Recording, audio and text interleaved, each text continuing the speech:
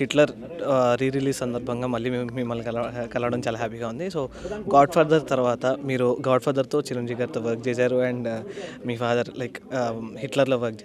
So Hitler rerelease గురించి ఏం చెప్తారు అండ్ చిరంజీవి గారి గురించి? ఫస్ట్ ఆయన సార్కి మేము తెలియజేసినప్పుడు చాలా హ్యాపీ ఫీల్ అయ్యారు. ఆయన కూడా ఇది right time and for the right film అని ఒక ఆయన తెలియచేయడం మాకు చాలా సంతోషంగా ఉన్నది. ఆయన మెసేజ్ మాకు అందినప్పుడు అంటే ఒక ఒక ఫాస్ట్ ఫిలిమ్స్ ఒక థ్రిల్లర్ మాత్రమే ఇప్పుడు ట్రెండ్ ఒక యంగ్స్టర్స్ని సాటిస్ఫై చేసేది మాత్రమే అన్ని అది డెఫినెట్గా మస్ట్ అది, కానీ అది మాత్రమే ట్రెండ్ ఏమో అన్న ఒక ఇది నడుస్తుంది ఇప్పుడు.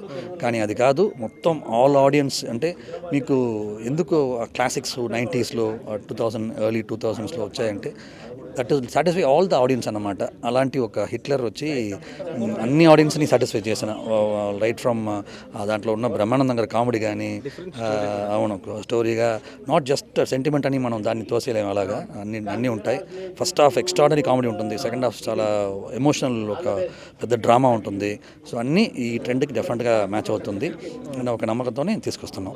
సార్ అంటే హిట్లర్ షూట్ టైంలో మీరు చిన్నపిల్లడు అని చెప్పేసి నాకు స్టేజ్ చెప్పడం జరిగింది అండ్ గాడ్ ఫాదర్ టైంకి మీరు ఆయనతో వర్క్ చేశారు. సో అప్పుడు మీరు చిన్నప్పుడు హిట్లర్ సెట్స్లో what was your best moment and మన గాడ్ ఫాదర్ టైంలో what was your best moment? అదే నేను చెప్పినట్టున్నా అంటే మలయాళం హిట్లర్ మమ్ముట్టి గారు చేసిన సినిమా రీమేక్ అది. మేము ఫస్ట్ చిరంజీవి గారికి చెప్పినప్పుడు నాన్నగారు గొప్ప బాధ్యతను నాకు ఇచ్చారు. రాజా చిరంజీవి గారు డౌట్ అడిగితే చెప్పు, ఎందుకంటే I can understand Malayalam and I know Telugu also. So ఏంటంటే అది వచ్చి ఆ హోల్ థియేటర్లో ఫస్ట్ అదే నాకు గొప్ప మూమెంట్ అనమాట. ఎందుకంటే 2.5 hours ఆయనతో మాత్రం నేను కూర్చొని ఆయన ఏదైనా డౌట్ ఏంటి రాజా అని అంటే ఇది సార్ అని నేను అంటే హీ నోస్ ఎవ్రీథింగ్, బట్ ఏదైనా డౌట్ వస్తే నేను చెప్పిన 2.5 hours అక్కడే నాకు గొప్ప ఒక టైం, అది గ్రేట్ టైం అది.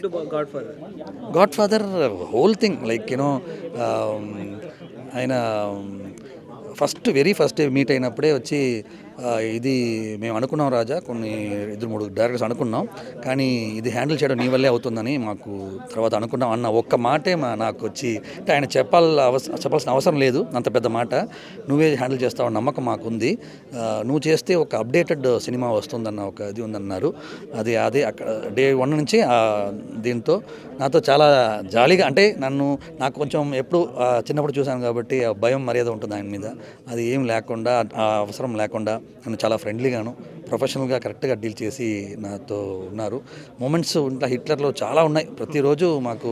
ఎందుకంటే రైట్ ఫ్రమ్ నేను సల్మాన్ గారిని అడిగితే వెంటనే నా ముందే సల్మాన్ గారికి ఫోన్ చేసే మూమెంట్ కానీ ఇలాగా ఒక్కొక్కటి నాకు ఏది కావాలి అంటే అది ఇచ్చారు. మ్యూజికల్గా కానీ రీ రికార్డింగ్లో ఆయన ఇదే ప్రసాద్లో వచ్చి ప్రతి రీల్ వచ్చి ఆయన హై అయ్యారు తమన్ మ్యూజిక్కి కానీ ప్రతిదీ from start to finish was encouraging అనమాట. Thank you so much. Thank you.